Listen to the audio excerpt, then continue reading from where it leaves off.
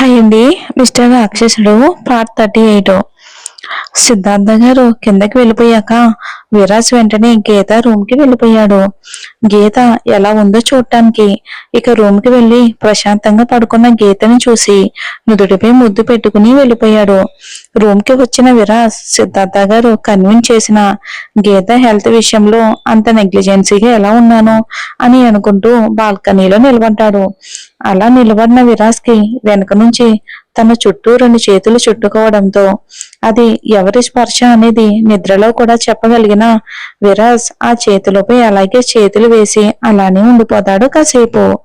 విరాజ్ గీత room లోకి వచ్చి ప్రేమగా ముద్దు పెట్టి వెళ్ళిపోయాక మెలకు వచ్చిన గీతకి తన కళ్ళు తెరవగానే విరాజ్ కళ్ళల్లో బాధ కనిపించడం గుర్తొచ్చి విరాజ్ రూమ్ దగ్గరికి వెళ్ళింది గీత. వెళ్ళాలా వద్దా అని ఆలోచనలో ఉండగానే విరాజ్ తనని రూమ్ లో దించి మాట్లాడకుండా మౌనంగా వెళ్ళిపోవడంతో ఇక తను ఇంకా అసలు ఏమీ ఆలోచించకుండా విరాజ్ రూమ్ లోకి వచ్చింది గీత. రూమ్ లో ఎక్కడ విరాజ్ కనిపించకపోవడంతో బాల్కనీలో చూడగానే అక్కడ విరాజ్ ఏదో ఆలోచిస్తూ కనిపించడంతో విరాజ్ దగ్గరికి వెళ్లేంతలోపే విరాజ్ దేనికో బాధపడుతున్నాడు అనిపించింది గీతకి. ఆ బాధ దేనికో కూడా అర్థమై విరాజ్ ని గీత అలా చూడలేక వెనక నుంచి ప్రేమగా హత్తుకుని తన తలని విరాజ్ వీపుకు ఆనించి అలా కాసేపు ఉండిపోయింది. విరాజ్ వెనక్కి తిరగకుండానే తన చేతుల మీద చెయ్యేసి ఉండడంతో గీత కూడా అలా కాసేపు అలానే ఉండిపోయింది ప్రేమగా. విరాజ్ ఇంకా అలానే ఉండటంతో మీరు బయటికి చాలా రూడ్ గా కనిపిస్తారు విరాజ్ సార్. ఎలా అంటే అచ్చం రావణ్లా, కానీ మీ మనసు చాలా సున్నితమైనది. అది మిమ్మల్ని అర్థం చేసుకునే వారికి మాత్రమే తెలుస్తుంది అంటుంది. ఆ మాటలకి విరాజ్ చిన్నగా నవ్వుతూ ముందుకు తిరిగి హగ్ని కంటిన్యూ చేస్తూ, నేను నిజంగానే రోడేమో ప్రిన్సెస్, నువ్వే నన్ను సరిగ్గా అర్థం చేసుకోలేదేమో అని అంటాడు. గీత ఏం చెప్తుందో అని. దానికి గీత తలెత్తి విరాజ్ ని చూస్తూ, ఇన్ని రోజులు మీ మనసు నాకు తెలుస్తున్నా దానిని నేను ఒప్పుకోలేదు విరాజ్ సార్.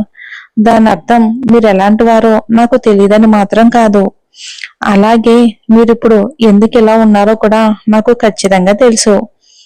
ఇప్పుడు మీరు నా హెల్త్ పాడయిందని బాధపడుతున్నారు.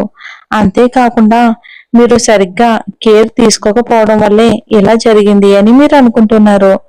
ప్లీజ్ విరాజ్ సార్, దయచేసి మీరు ఇలా ఉండొద్దు. నేను బాగున్నాను, ఐఎమ్ ఓకే. నిజానికి రోజు చాలా చాలా బాగున్నాను, హ్యాపీగా ఉన్నాను. నా కోసం ఒక మనిషి జీవితం అంతా ఉంటారు అని ఆనందంలో ఉన్నాను.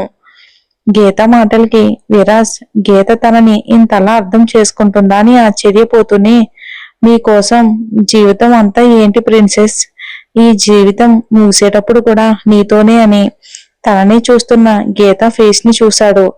ఇప్పటి వరకు నా ప్రిన్సెస్ గురించి నాకు మాత్రమే తెలుస్తుంది అనుకున్నాను, కానీ నాకిప్పుడే తెలిసింది నా ప్రిన్సెస్ కూడా నా గురించి తెలిసిపోతుంది అని. చిన్నగా నవ్వగానే గీత విరాజ్ స్మైల్ చూస్తూ, మీ స్మైల్ చాలా చాలా బాగుంది విరాజ్ సార్ అంటుంది. ఆ మాటకి విరాజ్ మరింత అందంగా నవ్వుతూ ఉండగానే గీత రూమ్ లోకి వచ్చేటప్పుడు పాలు అలానే కనిపించడంతో వాటిని తీసుకొచ్చి విరాజ్ చేతికి ఇస్తుంది. విరాజ్ గీత మాటలకి చేతలకి హ్యాపీగా ఫీల్ అవుతూనే వాటిని తాగేసి, గీత ఫేస్ ఇక ఫీవర్ వల్ల కొద్దిగా వాడిపోయి ఉండడంతో తన రూమ్ దగ్గరికి తీసుకెళ్లి తను పడుకునే అంతవరకు కూడా అక్కడే ఉండి మళ్ళీ రూమ్ కి వచ్చేసాడు విరాజ్. ఇంకా విరాజ్ పడుకుని ఆఫీస్ నుంచి వచ్చేటప్పుడు జరిగిన వాటి గురించి అలా ఆలోచిస్తూ మెల్లగా పడుకున్నాడు. విరాజు ఎప్పట్లాగానే ఒకసారి గీతని చూసి జిమ్ ఏరియాకి వెళ్ళిపోయాడు. గీత విరాజ్ వెళ్ళిన కాసేపటికి ర్యాబిట్ గాడు గీత చుట్టూ చేరి గొడవ చేయడంతో వాడిని తీసుకుని గార్డెన్ లో కూర్చుని వాడితో ఆడడం మొదలుపెట్టింది గీత. ఆసాద్ కి నైట్ కూడా గీతని చూడటానికి కుదరకపోవటంతో గీతని వెతుకుతూ గార్డెన్ లోకి వచ్చేశాడు ఆసాద్. ర్యాబిట్ తో ఆడుతున్న గీతని చూసి, నిన్నంతా ఫీవర్ తో ఉండి ఇప్పుడు మళ్ళీ ఎనర్జెటిక్ గా ర్యాబిట్ తో ఆడుతున్న గీతని చూసి అసద్ నవ్వుతూ, మేడం అప్పుడే రికవర్ అయిపోయిందా అని అంటాడు. గీత తన మాట విని నవ్వుతూ, హా అసద్ గారు, ఐఎమ్ ఫైన్, ఐఎమ్ గీతగా నందన్ ప్రియ. ఎప్పుడు ఎనర్జీకి కేర్ ఆఫ్ అడ్రస్ గానే ఉంటుంది గీతిక అంటుంది. అసద్ ఆ మాటలు విని మరింత బ్రైట్ గా నవ్వుతూ, ఓకే మేడం, మరి మీ ఎనర్జీ సీక్రెట్ చెప్పరా మాకు అంటాడు. గీత, సరే మరి దగ్గరికి రండి అసద్ గారు అని అసద్ దగ్గరికి రాగానే, చెవిలో సీక్రెట్ కాబట్టి ఇది ఎవరికి మరి చెప్పకూడదు అనగానే అసద్ గీత ఫేస్ చూడగానే నవ్వుతూ కనిపించడంతో తనని టీచ్ చేస్తుంది అని అర్థమై గీత అని అనగానే గీత స్వచ్ఛంగా నవ్వటంతో తన ఫేస్ చూసి, నీ ఫేస్ లో ఏదో డిఫరెన్స్ తెలుస్తుంది గీత, యూ లుకింగ్ మోర్ హ్యాపీ అంటాడు. తన హ్యాపీనెస్ ని ఇంకా హ్యాపీగా ఫీల్ అవుతూ అసద్ తనని ఎలా అడగడంతో గీతకి నిన్న విరాజ్ కి ప్రపోజ్ చేయడం గుర్తొచ్చి తను చిన్నగా బ్లష్ అవుతూ, నా లైఫ్ లో మోస్ట్ హ్యాపీయెస్ట్ థింగ్స్ నిన్న జరిగింది అసద్ గారు అంటుంది. సో ఇది దాని ఎఫెక్ట్ అంటుంది నవ్వుతూ. గీత తనకి సంబంధించిన విషయాలు ఏవి అసద్ దగ్గర దాయాలి అనుకోవటం లేదు. She feels he is one of the caring person in her life. Asad ని తన దగ్గర మనిషిలా అనుకుంటుంది గీత. గీత చెప్పిన మాటలు విన్న అసద్కి ఫస్ట్ టైం గీత హ్యాపీగా ఉన్నా ఎందుకో భయంగా అనిపిస్తున్నా అసలు రీజన్ తెలుసుకోవాలి అని అంత హ్యాపీయెస్ట్ థింక్ అయితే నాకు కూడా చెప్పొచ్చు కదా అని అడుగుతాడు. గీత చాలా ఆనందంగా, ఇప్పుడు నేను అనాథను కాదు అసద్ గారు, తన మీద సర్వ హక్కులు నాకు ఇచ్చి నా పిచ్చిని ప్రేమగా భరించేవారు కూడా ఉన్నారు అని తెలుసుకున్నాను అని అంతలోనే రాబిట్ వేరే వైపుకి వెళ్లడంతో దానిని పిలుస్తూ అసద్ని చూడకుండా గీత అటువైపుకి వెళ్ళిపోయింది. గీత మాటలు విన్న అసద్ ఒక్క నిమిషం తను గీతతో ఊహించుకున్న ప్రపంచం తలక్రిందులైపోయినట్టు అనిపించింది అసద్కి. ఎవరో తన గుండెని బలవంతంగా బయటికి లాగుతున్న ఫీలింగ్. ఆ బాధని భరించలేనట్టు కళ్ళు తమ బాధను బయటికి చూపించడం మొదలు పెట్టేశాయి. అసద్ మైండ్ గీత మాటల్లో అర్థాన్ని తెలుసుకోవటానికి ఆలోచించడం మొదలు పెట్టగానే గీత చెప్పిన ఆ వ్యక్తి ఎవరో అసద్ మైండ్ ఈజీగానే పసిగట్టేసింది. ఇన్ని రోజులు గీతని తప్ప తన చుట్టూ ఉండే వాళ్ళని అబ్జర్వ్ చేయని అసద్కి ఈ రోజు ఆ వ్యక్తి ఎవరో స్పష్టంగానే అర్థమైపోయింది. అసద్ ఆలోచనలోకి ఆ వ్యక్తి ఎవరో తెలియగానే ఒక్కసారిగా పిడికిలు బిగించి వెనక్కి తిరగగానే ఎదురుగా ఉన్న వ్యక్తిని చూసి మళ్ళీ కోపంగా వెళ్లి ఆ వ్యక్తి షర్ట్ కాలర్ పట్టుకున్నాడు. జిమ్ కంప్లీట్ చేసుకుని వస్తున్న విరాజ్ కి గీత మాటలు వినిపించడంతో అక్కడికి వచ్చిన విరాజ్ కి గీత అసద్ మాటలు విని అక్కడే నిలబడ్డాడు. గీత అసద్ ముందుకి తిరిగి ఉండడంతో వెనుక ఉన్న విరాజ్ ని గమనించలేదు. గీత మాటలతో గీత చెప్పిన వ్యక్తి విరాజ్ అని స్ట్రైక్ అవ్వగానే విరాజ్ కోసం తన దగ్గరికి వెళ్లబోయిన అసద్ ఎదురుగా విరాజ్ కనిపించడంతో తన షర్ట్ కలర్ పట్టుకుని కోపంగా చూస్తూ, ఏమనుకుంటున్నావు విరాజ్, నువ్వు సిద్ధార్థ గారికి ఇష్టమని గీత లైఫ్ లోకి రావడానికి ట్రై చేస్తున్నావా? షీఈస్ మైన్ అని అసద్ మాట కంప్లీట్ చేసే లోపే అప్పటికే తన కాలర్ పట్టుకున్నందుకు చాలా చాలా బలవంతంగా వస్తున్న కోపాన్ని అలా ఆపేస్తున్న విరాజ్ కి ఎప్పుడైతే అసద్ షీఈస్ మైన్ అన్నాడో అప్పుడే విరాజ్ పేషెన్సీ లెవెల్ దాటిపోయింది. విరాజ్ అసద్ ని చూస్తూ చాలా వైల్డ్ గా, డోంట్ యూ డేర్, నువ్వు ఆ మాట అనే సాహసం చేసి నాలోని రాక్షసుని బయటికి రానివ్వకు. నేను తన లైఫ్ లోకి రావటం కాదు, ఇప్పటికీ ఎప్పటికీ తనే నా లైఫ్ అని విసురుగా అర్షద్ చేతిలోని కాలర్ని వదిలించుకుని, నువ్వు నా కాలర్ పట్టుకున్నా నేను ఇలా నీకు మాటలతో సమాధానం చెప్పడానికి గల కారణం నువ్వు మా మామ ఫ్రెండ్ కొడుకువి అని అస్సలు కాదు. నా ప్రిన్సెస్ కి నీ మీద ఉన్న కన్సర్న్ కి నేనేమీ అనలేదు, లేదంటే నేనేం చేయగలను నీకు బాగా తెలుసు అనుకుంటా అని అంటాడు విరాజ్ చాలా కోపంగా.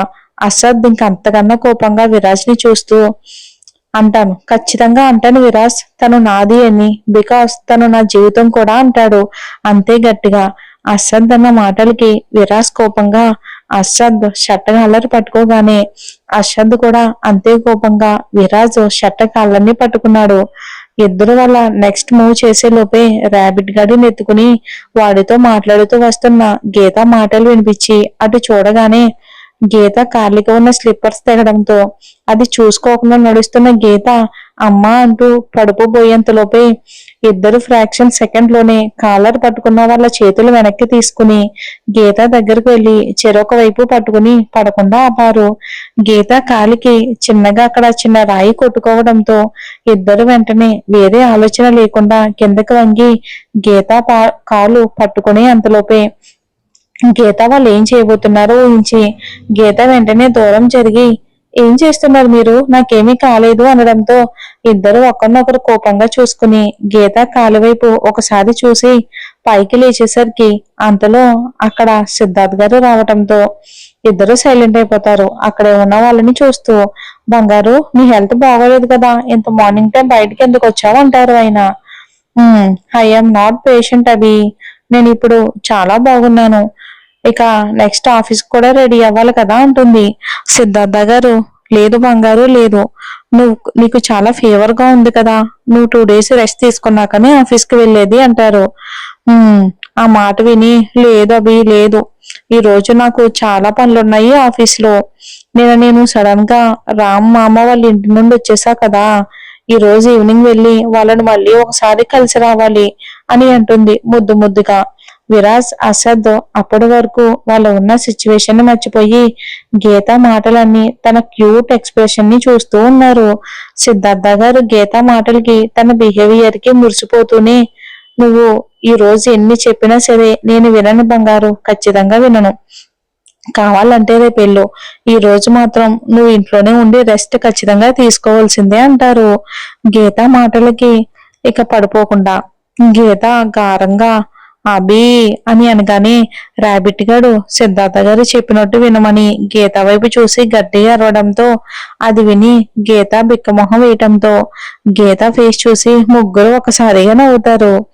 గీత వాళ్ళ ముగ్గురు వైపు చిరుకోపంగా చూసి నేను మీతో మాట్లాడను అని అలిగి వెళ్ళిపోతూ ఉంటే సిద్ధార్థ గారు ఆగు బంగారు అంటూ తన వెనకే వెళ్ళిపోయారు.